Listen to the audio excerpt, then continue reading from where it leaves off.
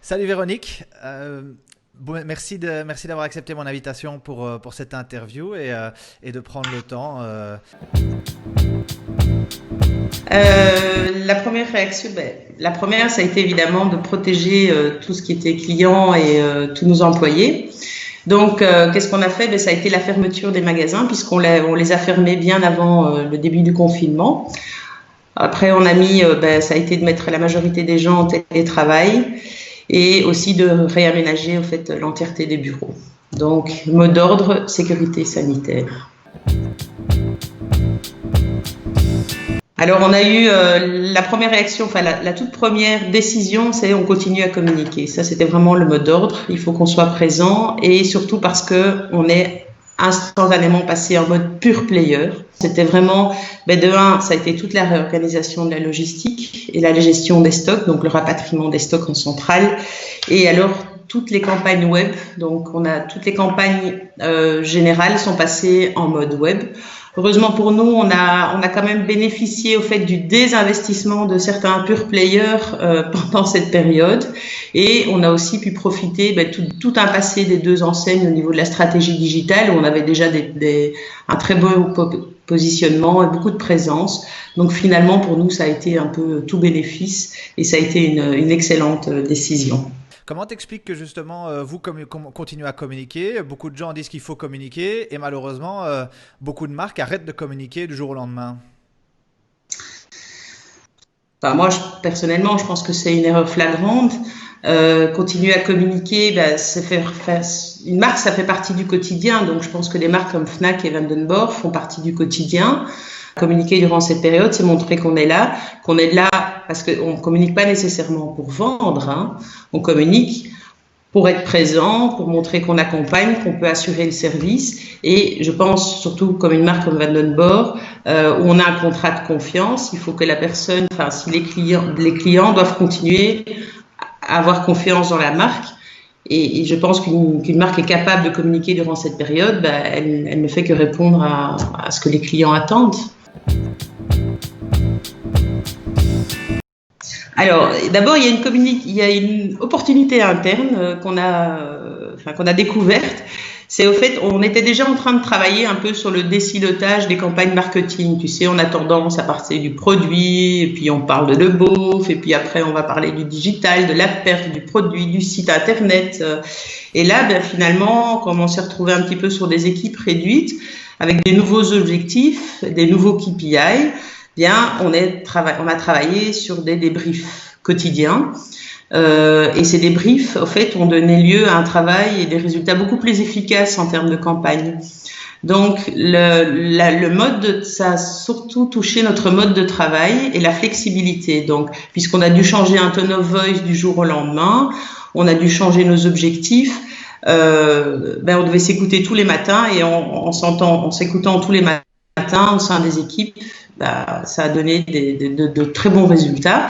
Donc, je pense, on était déjà en train de travailler sur cette transversalité, mais aujourd'hui, ça ne fait que confirmer le fait qu'il faille continuer dans cette direction-là. Bon, il y en a qui vont parler de cross-hacking, tout ce qu'on veut, mais en tout cas, c'est travailler parcours client de manière transverse et non pas siloter ce parcours. Ça me paraît maintenant évident. Chouette. Voilà. Je pense il y avait une deuxième opportunité qui donnait aussi lieu à un travail qu'on faisait en amont, mais qui s'est confirmé. C'est que le conseil en magasin, on ne sait pas le remplacer. Je pense que remplacer un contact humain avec quelqu'un qui explique avec sa passion le produit, qui détaille avec sa passion le produit, on ne sait pas le remplacer. Mais on avait déjà travaillé sur des nouvelles opportunités sur le parcours. On entendra bien parler des chatbots, mais je pense que tout ce qui est, on avait déjà intégré un parcours conseil par téléphone avec des vendeurs. On appelle ça les télésales.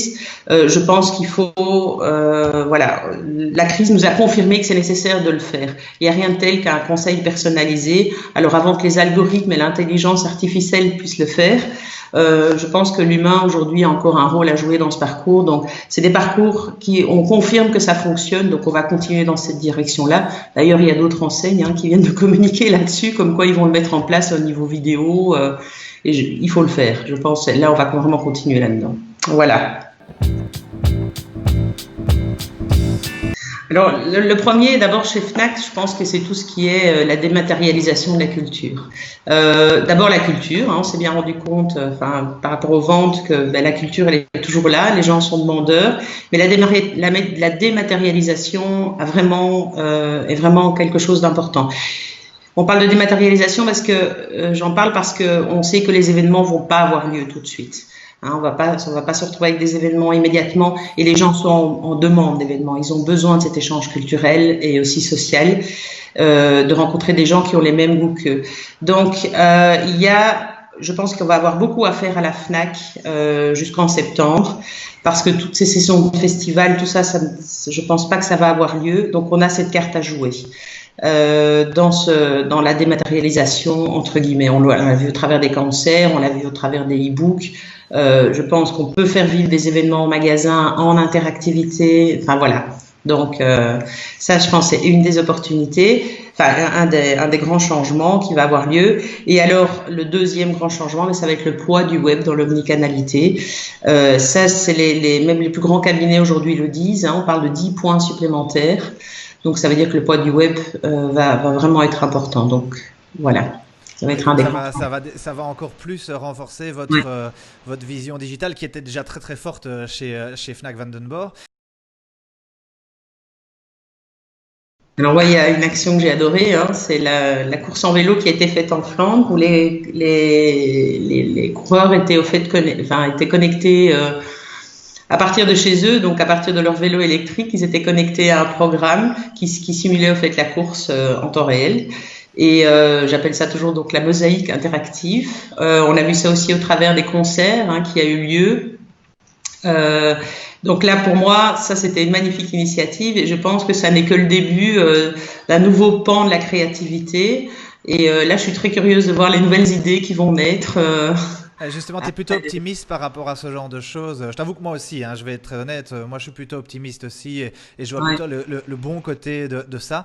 Et ça ne veut pas dire qu'on va juste tuer les événements physiques, c'est juste une complémentarité. Non, au contraire, je pense l'interactivité, c'est parce qu'on est en confinement qu'on la voit à partir des maisons, mais demain l'interactivité, elle peut se faire au travers de plusieurs festivals dans le monde, elle peut se faire à partir de plusieurs grandes places. Tu vois, il y a vraiment beaucoup, beaucoup, beaucoup de possibilités. Ouais, c'est chouette. Voilà. Merci à toi pour cet élan de positivisme et cette vision digitale. Je suis sûr que ça intéressera pas mal de gens, et on se retrouve bientôt dans le monde physique d'ici quelques semaines. Ça marche ? C'est toujours un plaisir de partager avec toi. Merci. Merci.